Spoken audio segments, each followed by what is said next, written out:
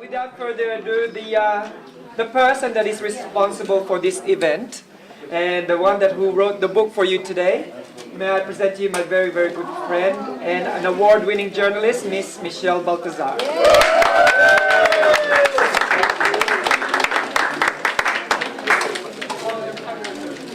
I feel so blessed being around you guys. Ayun, nanginginig na tuloy, hindi pa yan. Okay ba, Direk? Okay. The tenor of the...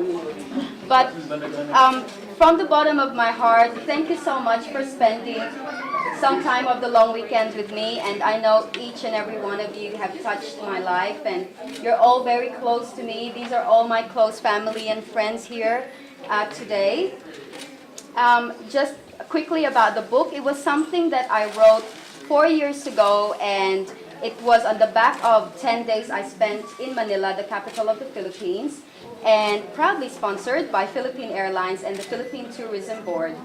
I was actually just going to write a couple of articles about it, but at the end of the trip, it became sort of a soul-searching journey about what it means having lived in Australia for 25 years and going back to Manila, and actually appreciating it for everything that it stands for. To borrow Taylor Swift's song, it's magical, it's melodramatic, it's miserable, but it's mine.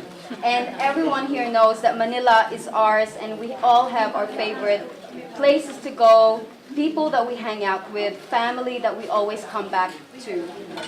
So in the book, it says, Australia is my home, the Philippines is my heart, and I know that many of you here also feel the same way, this unbreakable connection with the Philippines, no matter how long we've lived anywhere, America, Australia, Canada, etc. So 10 days, 10 discoveries. So it's all about all the things that you can do. I know many of you here have visited Manila, but for those who haven't, I encourage you to go. There are surprises everywhere, and you'll have a blast. Now, this event won't be possible without the help of major supporters and sponsors from the Philippines and here. And I would like to take a moment, I only discovered this 3 months ago, that Western Union has a Western Union Foundation which helps a lot of Filipino children back home. So if we can I please call Kim Yang, the marketing manager of Western Union, to just tell us a little bit more about Western Union Foundation. Thank you.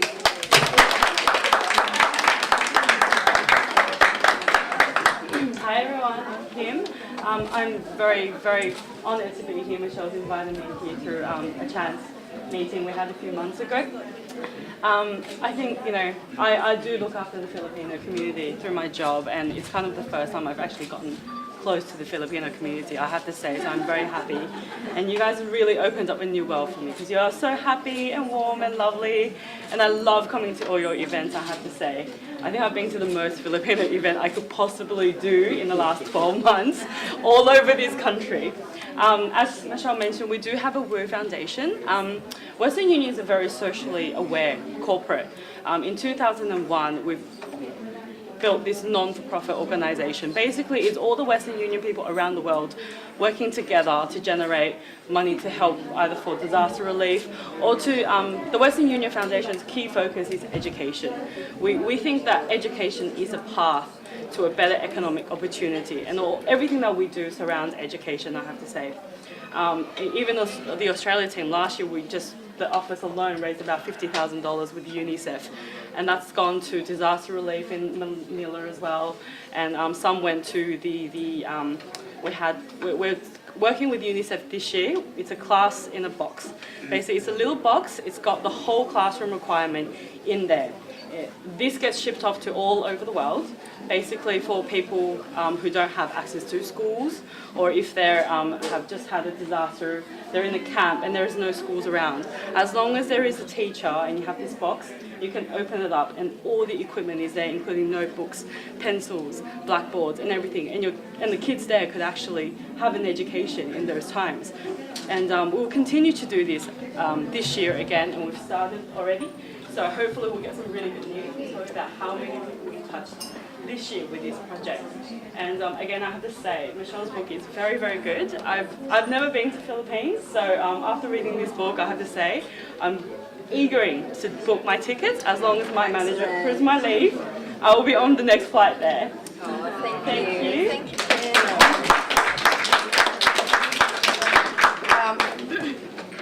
Two more major sponsors I would like to thank. Mama Sita's family member, Clarita Lapus, actually emailed me 2 weeks ago wanting to be on board this project.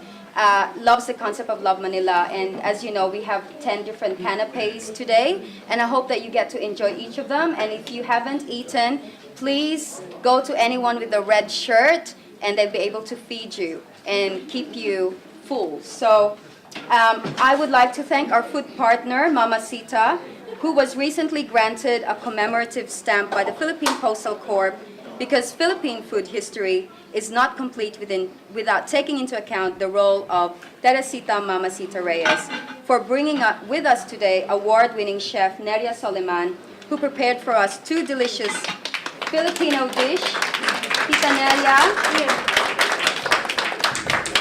chicken longanisa with onion gravy, grilled eggplant with mango syrup, but we ran out of the mango syrup. And of course, we just want to say, and No longanisa either. oh, Chicken tocino. oh, okay, we change it to the healthy dish, the chicken tocino. So, I'm gonna give you longanisa. Ay, ibang longanisa naman yun. You're on Miss tape, huh? Clarita Lapus, who have visited Sydney several times. We're sorry you can't join us today, but you are ably represented by our esteemed chef, Neria Soliman. So please give Tita Neria a clap. We also have, Can you mention about the dip that I concocted today? oh yes, It's the sisig, Mama Sita sisig dip for the crackers. So, yeah, so you can have sisig is also a traditional Filipino dish. Now hang on. Hey. Sorry guys, I invited you here. I will do my promotion. Mark Scanoy is one of my close friends. There he is. Here he is with his barong. He's a 5-star chef, and any of the politicians stay at the Hilton. He's the one looking after their dishes. So I don't know whether you're Labor or Liberal, but we'll talk about that one. But I actually worked with Marks on a uniquely Filipino-Australian cuisine book, and this really takes out the best of both worlds, but set in fine dining. So this is actually adobo here, and you would never see adobo like that. So Mark's also prepared two beautiful desserts for us, and there's a buko sailboat on there, and we'll have cocktail chocolates later.